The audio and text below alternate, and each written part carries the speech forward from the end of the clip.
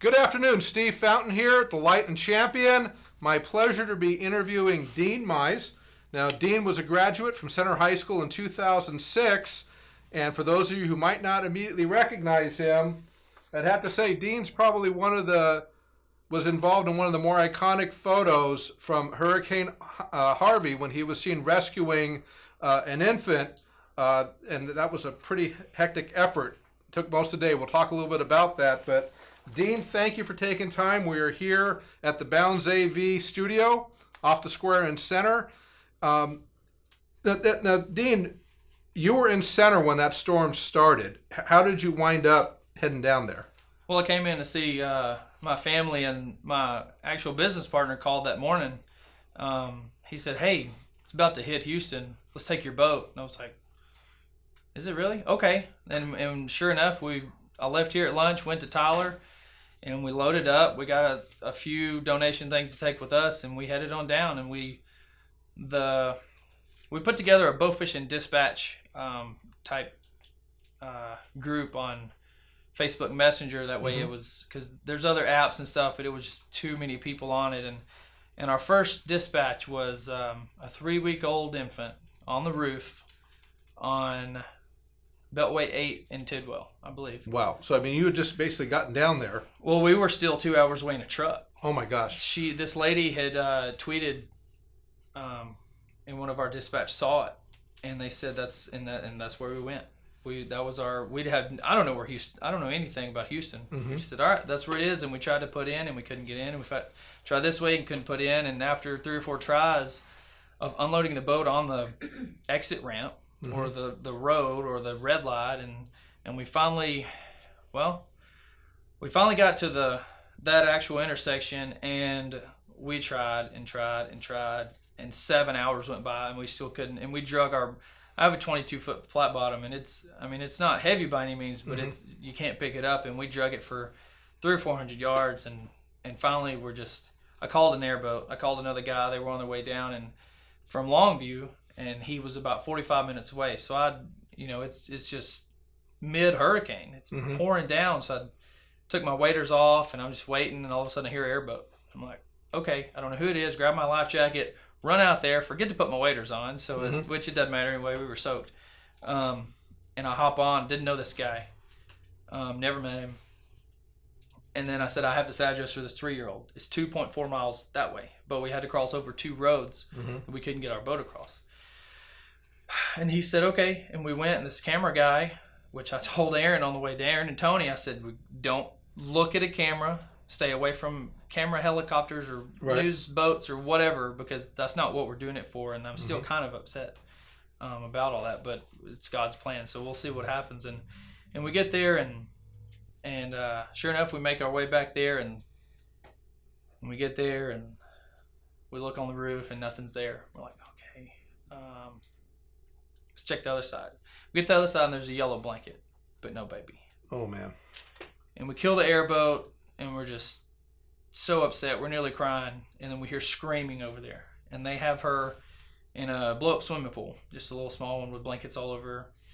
And so we go over there and get her, and she was warm. She was fine. Man, her face was like that big. I mean, you can't tell on the blanket. Some people said, I didn't know if you were looking at a baby or an animal. I was like, well, it's a small animal, if we, But then 3 we weeks did that. old. 3 weeks old. 3 weeks old. And we did that and came back, and then they said, hey, we've got another guy over here. I'm like, well, my name's Dean. Let's keep going, I guess. And we got a guy from muscular dystrophy with a trach tube, and probably 35 years old, and last tank of oxygen, in a wheelchair, and it just came together. There was white people, black people, Hispanics, Asians. They were all like, that was one thing I didn't even notice. I didn't even notice the type of neighborhood we were in. We just noticed the people. You can either walk or you can't. You're either stuck on your roof, or you're standing on a truck, or you're in a U-Haul trailer. We had 4 kids in a U-Haul trailer. But that guy before we left, I guess backtrack a little bit. Before we left, he said, can I please come in your boat? And we're like, no cameras, absolutely not. Don't know who you are. We said, please, but the baby. And I said, no, that's, and I realized it's not my boat. And I looked at him, and he said, and so I said, okay, but when we get there, we're dropping you off on the side of the road somewhere. He said, okay, that's fine. So we got in the boat, and he agreed to it, and we went down there, and I guess that's where you get them pictures, because a few hours later, there's CNN and Fox News and New York Times, and I don't really care for all that. I was kind of upset, to be honest. I was really furious that somebody called us out there, because we were trying to stay away, which was our plan, and we know our plan versus God's plan, and like that ever goes the same. But sure enough, Facebook. I was like, oh my gosh, I'm gonna delete Facebook.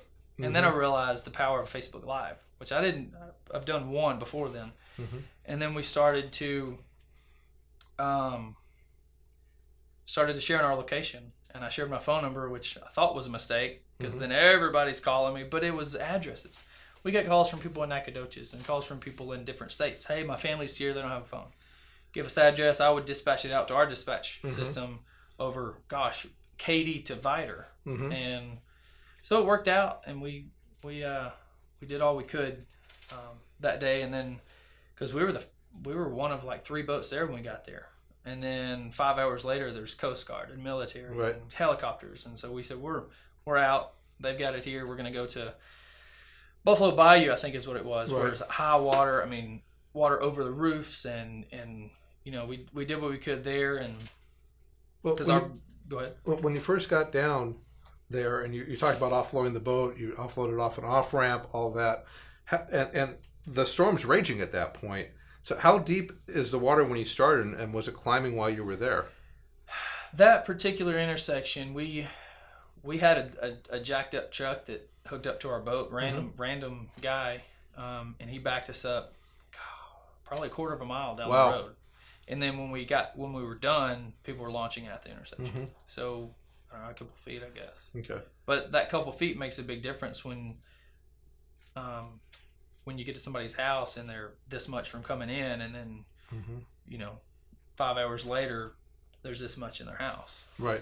So it did make a big difference very quick. Okay. And when you found the baby, and the mother, I believe, had the baby in the inflatable pool, how high up was the water on her at that point? I think they were on her, I think it was waist deep, their whole group, because they were hollering and screaming, and I was like, just give me the baby, that's all I care about right now. And the mom, and then they were all crying of happy tears, and I didn't let the baby go. Yeah. I mean, that's what I went there to get. Mom held on to me. My arm was so sore because she didn't hold on to the boat. Right. She held on to me. Wow. But I wasn't letting the baby go, and she wouldn't let me go. And so, I mean, you're talking about the anguish you were going through, 7 hours of trying to get there unsuccessfully.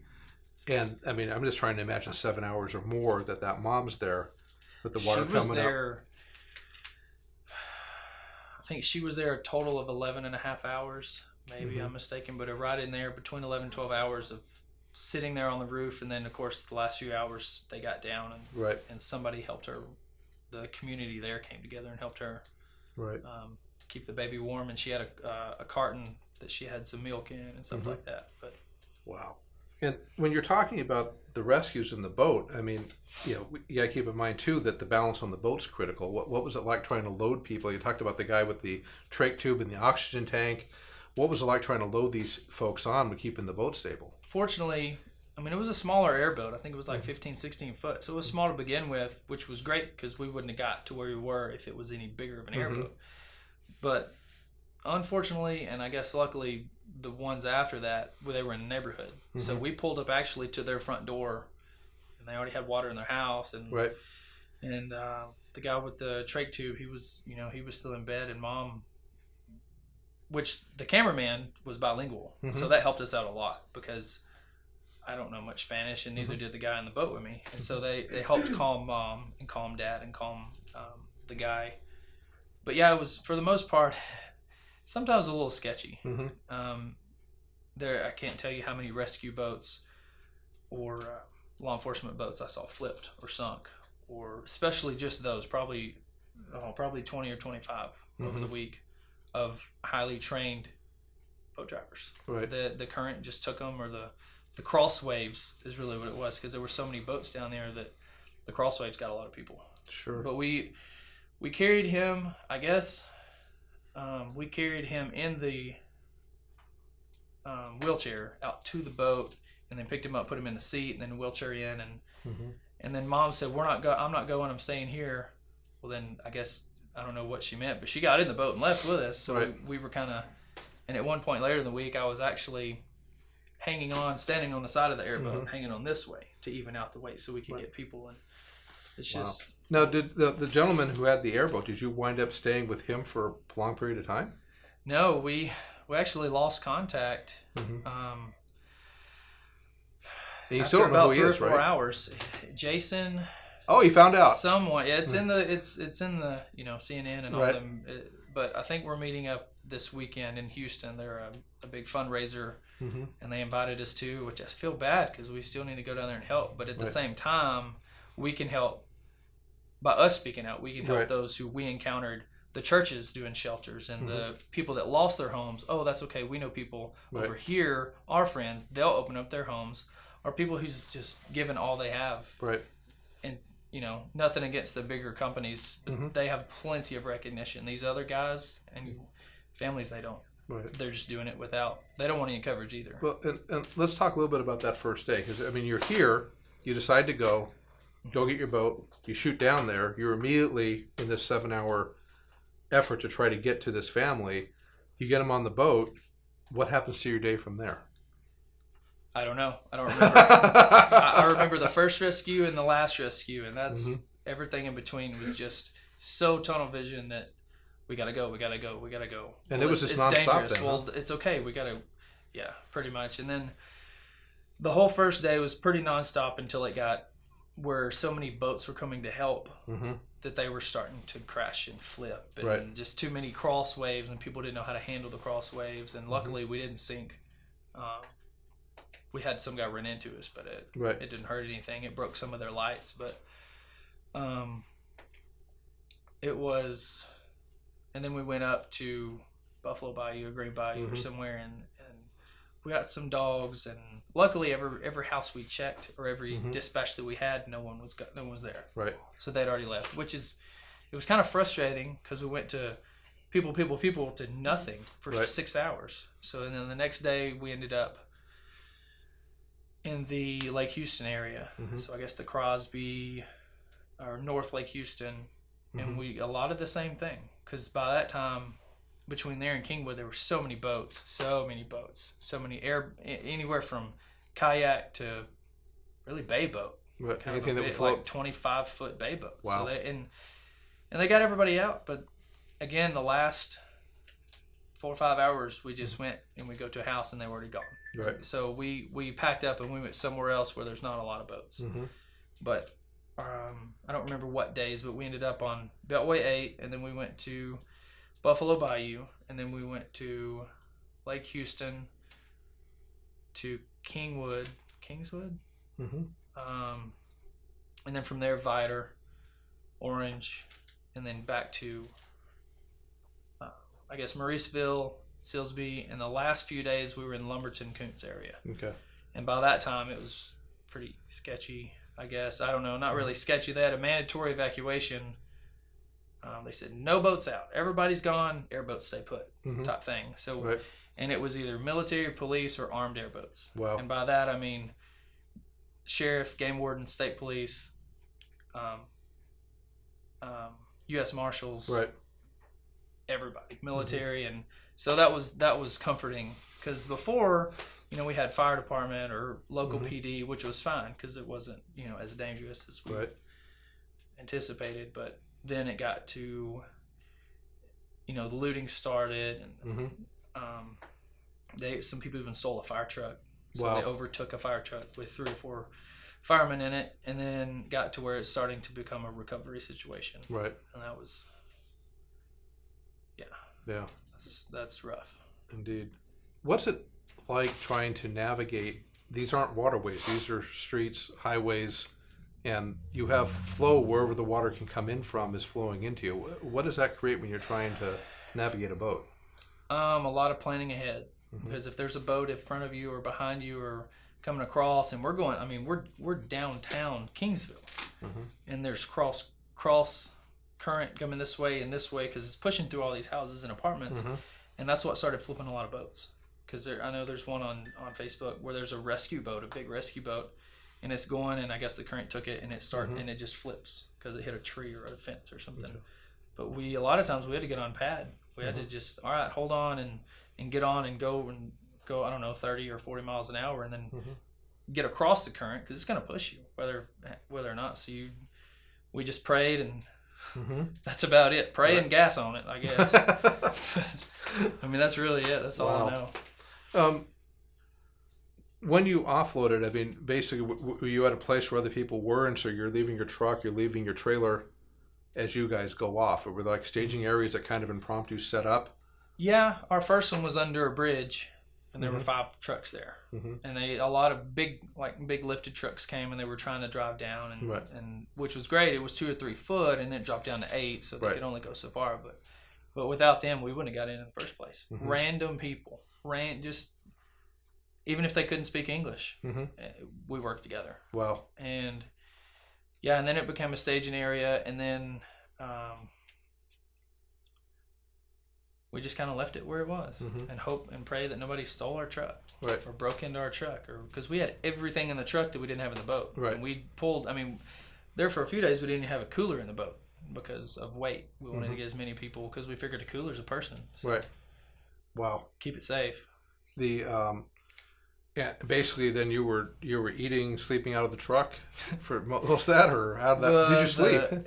A little bit. The first night we didn't, because we worked straight through, and I think it was 35 or so hours, something like that. And then it was daylight, and we worked the next day. So, and then we slept. I slept at my brother-in-law's house the second night because they were over there by Lake Houston. Okay. And then I slept we kind of went away from there and slept on the front of the airboat one night for like 5 hours till daylight, and then we got up and met up with some guys from Carthage at that point, and then the last few nights we slept on a cot in some energy building, something with a gated community. Somebody said, bring your boats in here, we can shut the gates. And then the last night we were in Lumberton, and we stayed in an actual house. Wow. Random strangers, and then the next day when we were leaving, we pulled up because my truck, how we went was we were in Koontz, and we had to drop the airboat off in Koontz, run a little ways, get picked up on somebody else's trailer, go 11 miles down the road, and then put in Lumberton. Really? So my truck was 12 miles this way for a few days, which it's all, you can't get in because there's the military and police and everybody there. But yeah, and when they took me back to my truck, it looked like some people trying to either steal an airboat or steal a truck. That's what that's what I would have thought. And some random people pulled up and said, "Hey, y'all need a place to sleep? We have 2 beds open." Didn't know who we were, and my buddies from North Dakota were down. They came down. They did 28 hours with their airboat. And they were just appalled. They were just shocked. I was like, well, that's kind of what they do down here. You you wouldn't be helping if you were, weren't willing to help, and because they brought tents, and MREs, and all kind of stuff. And I was like, I'll hold off on that. But yeah, and they were just blown away that somebody would pull over on the side of the road. Random people. I hope they're getting in their truck, not stealing this. We have 2 beds if y'all need to sleep. And so that kind of showed them again and again and again and again, because we're used to seeing that down here and doing that down here, and they're like crazy Texas people, in their accents. But yeah, we slept when we could and where we could, because people were still. We didn't think it was fair for us to go sleep and eat a hot meal and go out of town to get, go 20 minutes down the road to get food when people are still on the roof, or in their attics or on their second floor with, unfortunately, their spouse that's laying there dead, and they need out or they're going to die. And there was a lot of that. There was a lot of that. Had you ever been in a flood situation like that before? No. Wow. What's what, I don't know, there's so many things that struck you with this, but I mean, how do you describe to somebody a city being underwater? It's not real. I don't know. I don't know, the Trinity, if anybody's fished the Trinity River, that current is the closest thing I can think of it. But it's kind of like I don't know, it felt like it was a video game or something. We're just going around a boat through a town, and we have to, because the red lights, we had to go around a red light because water was up to almost the red light. I don't know how you explain that. Right. I mean, I guess pictures and videos, but then it still doesn't seem real. And I guess you would have to be with the submerged, like the stop signs and like that. You'd have to be aware of where those were for the bottom of your boat, right? Yeah, I don't know how many, unfortunately, cars I ran over in trucks and big F-250s. We're driving along, and we kind of spin off of it, and there's a windshield or tail lights or something sitting there in the middle of the street, and it's 6-7 foot deep there. So they're either floating or a lot of guys tore up boats.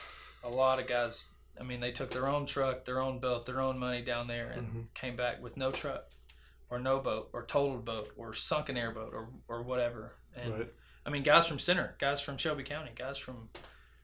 I mean, I don't know. Another thing, I don't really care for all this fame or internet or whatever, but I mean, I grew up in Lakewood Drive in Center, and there's people from Lakewood Drive that were down there. Wow. And these are people you ran into down there. Yeah, they were like, "Hey, I'm coming down. Where should I go?" And a lot of my hundreds of phone calls from Shelby County. Well, maybe not Shelby County, but East Texas. Hundreds from East Texas. Where do I go? We're coming down. We're bringing this. We're bringing an 18-wheeler. We're bringing 4 boats. So it's just, I don't know. I don't really. I mean, I guess God did it for a reason, but maybe to shine a light on. I mean, bow fishermen, the fishermen, those redneck people, in their boats and their guns and dip and stuff. But I don't know. It doesn't matter who you are. You all come together. Right. And I don't know. Everybody just, we did a lot of praying, and because on the way down there, I had one of those times where it's like, all right, I'm dead, because we were going 70 miles an hour down the whatever road, pulling a boat, and start, what's it called? Fishtailing? Yeah. I hit a wet spot or something, and the front of the truck goes this way, and so I correct it, and then the boat starts going this way, so I try to correct the boat, and then they both go this way, and I think God just said, okay, here you go, keep going. I don't know how else to explain that, because we should have hit that wall and flipped, and so there was number one. God said, all right, I got you, keep going. And Dean, I do want to pause this for a second. I want to mention, Light and Champion is trying to collect the names of anybody who went down there to help. We're trying to collect names of people that have done collection efforts, that are doing collection efforts. You can post it to this Facebook. You can email me at news@lightandchampion.com. Please, we're trying to collect all these. We want to know. It's great that Dean's here because it's bringing attention to the number of people that have gone down. Folks, we got 200 people in local hotels with no homes right now. So Shelby County is playing a pivotal role in this, and we do want to know about that. I did want to ask you on the pet rescues. What did you find with, dogs, cats, whatever? You're pulling up, you don't know them, they don't know you. How did those rescues go? Well, my buddy Tony, he does what do you call it, alligator wrangling. Oh my gosh. He's one of those guys. So he had nooses for alligators. So if we didn't have to use it on a dog or anything, but if we needed, then that was, if we had an aggressive dog, then we're like, all right, well, we'll keep it safe while keeping us safe, and we're not gonna. Right. And we would either, unfortunately break the doors or break the fences on the top, and let them up on the roof. Or we found a baby deer one day, and I thought it was dead because when the guy picked it up, we parked on the roof. Wow. And he walked, on the top, and he picked it up, and he just kind of just sat there, and then you hear him. Whatever they do. Sounds just like that little can that I use hunting. Just like it. But, and we kept it warm, and then we gave it to, I don't know, Army guy or military guy, and somebody tagged me on Facebook a few days ago saying that deer has a home now. Wow. So it's not like they just went and put it back in the woods because it wouldn't have survived. It was so cold, and, it was... So you were finding the animals up on roofs, on top of cars? Roofs, on cars, on balconies, on boats that were kind of wandered off. Right. U-Haul trailers, 18-wheelers. You name it. Everything was underwater at some point. Did the animals tend to get along okay on the boat? Yeah, I think At one point, we had 2 dogs, a cat, and a potbelly pig. Oh my! And it was cool. It was eating Twizzlers. And I was like, okay, I'm really dreaming now. I need to wake up and go save people. But no, the guy, it was like this big, and I was like, can I hold that? Can I like put that in the boat? And then there was a cat in a kennel, and then 2 little dogs, and of course they're all shaking and just as cold as ever. But they all got along great. It was just they were just as thankful as the humans, I think.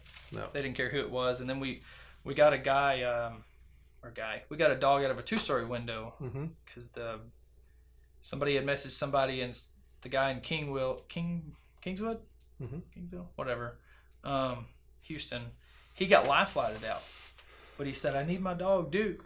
So we're like, well, every house we checked on there's everybody gone. It's on the way back to where we're going. We'll stop by. And sure enough, Duke was in there in the 2nd story, and we found him, and he went and got his little neck thing and gave it to us. So we put it on, and he got in the boat and just a howling, happy howling, and then we got it back to its owner. And, wow. So anything, I mean, and everybody was doing that. Everybody was. There's no telling how many dogs and deer we saw on the boat. Dogs, deer. I even saw what are those things called? A peacock in a cage. Somebody had. I'll be darned. Yeah, in the back of their truck, they had just rescued and put him in the cage. Now you're heading down to Houston for this fundraiser, and now you have a job beyond going down and rescuing and helping people. Yeah. And now, is this your own business that you do, or are you working for somebody else? Yeah, me and Aaron, we started it several months ago. Aaron Klein, he's from Chandler area also. And it's a exterior cleaning business, and I've done a few here in Center. Right. Just clean driveways and roofs and houses and stuff like that. So it's good that I can kind of do it when it's good for me, because we're thinking. I mean, we're really praying that this next one doesn't. Irma. If it hits, we pray it doesn't hit. But if we pray if it hits, it goes. Right. And it does its destruction and goes, and doesn't sit there and sit there and sit there, because we have a whole team ready to go. Yeah. By team, I mean, probably 60 boats right now. Oh my gosh. Waiting, and they're getting a new dispatch system in case all the cell towers go down and all that stuff. So hopefully it doesn't. And this is all that's come together just within the storm at Harvey. Most of these people I've never met. They're just boat fishermen. Or just random guys and women with boats. Okay. So, and are there any efforts to help you guys with expenses, fundraising, anything like that for your rescue efforts? Yes, there's been a lot of donations for fuel, airboat fuel, food, and a lot of people won't take it.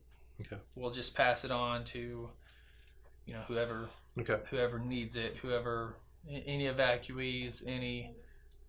Medical supplies, we still have some that we haven't used, because when we gave what we had, and then once we came home we still got more in, so we're waiting to find I guess somebody that can use it now today. They can use that money because they don't have the money. So we don't know. We're praying about that, and then there's a whole group of us that still have a couple $100 left, and we're going to put it together and find somebody. Find somewhere, either a church or some kind of shelter, or really, whatever. Okay. What was it like driving back when the destruction's in your rearview mirror and you start getting to places where it's pretty much normal? I was ashamed, I guess, to live in a nice neighborhood. I felt terrible. I don't know what they call it, but I mean, we had a guy that told us, hey, y'all need to get help. Y'all need to go see a counselor or whatever. And we're like, no, we don't need that. We're men. And sure enough, one man starts, he leaves a voicemail on our message group. He's crying because he has an 11-year-old at home, and he drove down from Florida. And an 11-year-old got his phone number off the side of his bow fishing boat and called him and said, thank you for saving my mommy, daddy, and sister. And me. So then it got real. And then we've had several counselors in the Tyler area that do free counseling and free, because I was like, it's not that big of a deal. I mean, people see this kind of stuff, and just we need to go on with our normal lives. And then we had a guy who's been in the military. He's been in combat 3 times, and he said, guys, this was dang sure close to the real deal overseas. And we all took it with a grain of salt and did what we had to do. But yeah, I don't even remember your question. That's okay. You were talking about just driving back and Driving the back, scenery changing and yeah, it was just rough. And we kept passing. I passed on how many boats and 18-wheelers and loaded down everything. And people were just constantly going, constantly 24/7 going, day or night, still going. Okay. From North Dakota, Wisconsin, Florida, California, Idaho. I mean, you name it, they're coming down with it. Wow, that is amazing. Well, I appreciate you taking the time. I know reluctant to be in the spotlight here, but I appreciate it. It gave us an opportunity to talk about not only what you did, but the fact we had a lot of folks from Shelby County down there helping out. And again, we really want your name. We want to find out your stories. News at lightandchampion.com. Email us. You can post a message to this Facebook. We'll be monitoring that. Dean, glad you're back safe. Thank you so much for your help. Yes, sir. Appreciate it. And folks, it's Steve Fountain, the Light and Champion. Thank you. And please find a charity to help out with locally. There's a lot of needs going on. And so please, if you can give a little bit right now. All right. Thank you so much and God bless.